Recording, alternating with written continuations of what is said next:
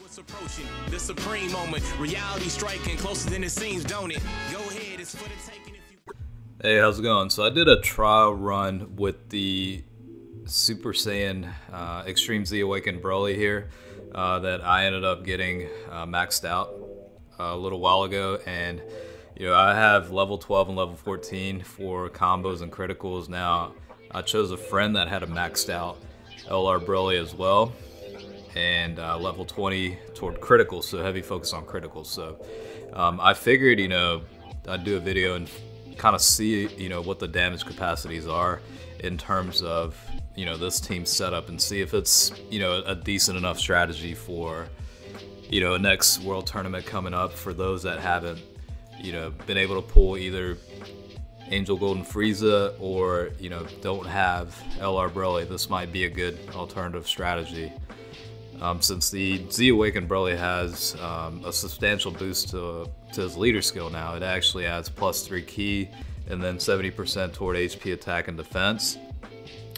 And his passive no longer has the defense pretty much demolishing his defense to 0 kind of thing. It actually increases his defense by 80% when its passive activates, so he could actually defend decently enough. Now on the 30 times difficulty, it's hard to gauge how much an exact damage he'll be able to put out, but hopefully this will be kind of a good way to see what kind of damage potential there is with these two team setups. Now in all honesty, I probably won't replace the team setup that I previously used in the last tournament. I had my lead as Angel Golden Frieza, and always chose a friend that had the LR Broly or Majin Vegeta, just because it really does make a difference, especially on 30 times difficulty, to have that 170% boost to attack and defense, as well as 130% toward HP. Now with this team setup right here, you're only looking at 70% from the Z Awakened Broly and then 90% from the LR Broly. But as you can see, I mean, they do decent enough damage to where it's a decent enough alternative. And I remember a while back when the world tournament strategy was to nuke with this strength Broly, you know what I mean? Like, you would just bring a bunch of orb changing items and just trying to annihilate the entire enemies, based on his super attack. Which brings me to why I went with level 12 combos and level 14 criticals. The Broly doesn't have the ability to attack twice, so in order to maximize it, that's why I went with that approach. But looking back on it in hindsight, I think it would be probably better off to go with strictly focus on critical levels. I think it'll probably help out more, especially since with the 30 times difficulty in the world tournament, each attack from the enemy can do a decent enough damage to your HP. So if he's able to substantially decrease or even kill off enemies with a single attack with criticals, it might be better off than having combos.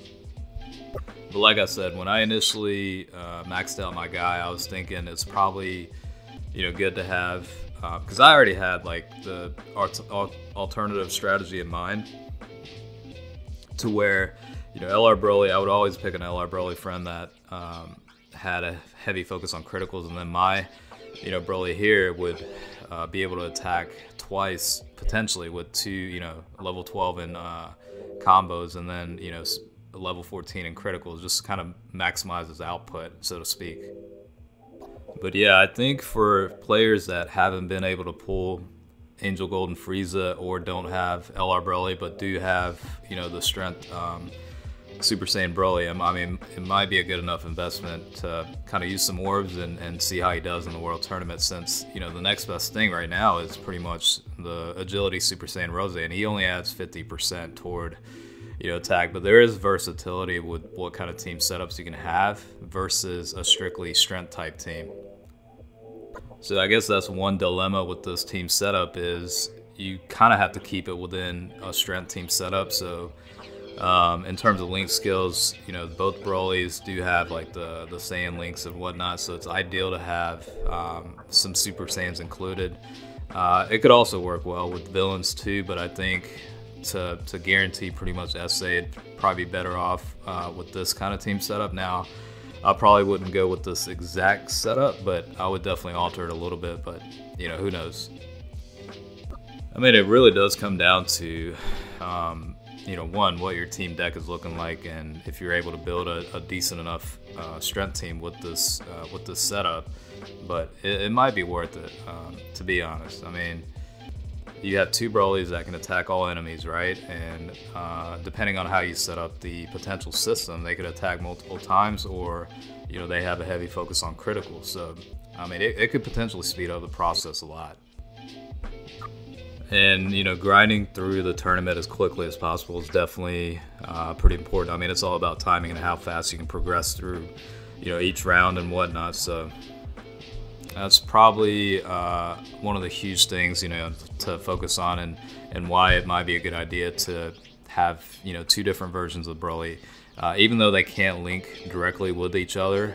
So you'll have to be careful with the rotation a little bit, but I think it'll be fine.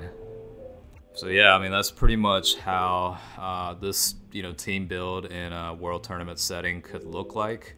Obviously, there's a lot of ways to diversify that and, you know, try out different, you know, team builds and whatnot. But you know, hopefully this kind of helped you understand the potential damage that either of them can do within this, you know, kind of setup. So hopefully this was, you know, a little bit informative, helpful a little bit. So I hope you guys enjoyed it.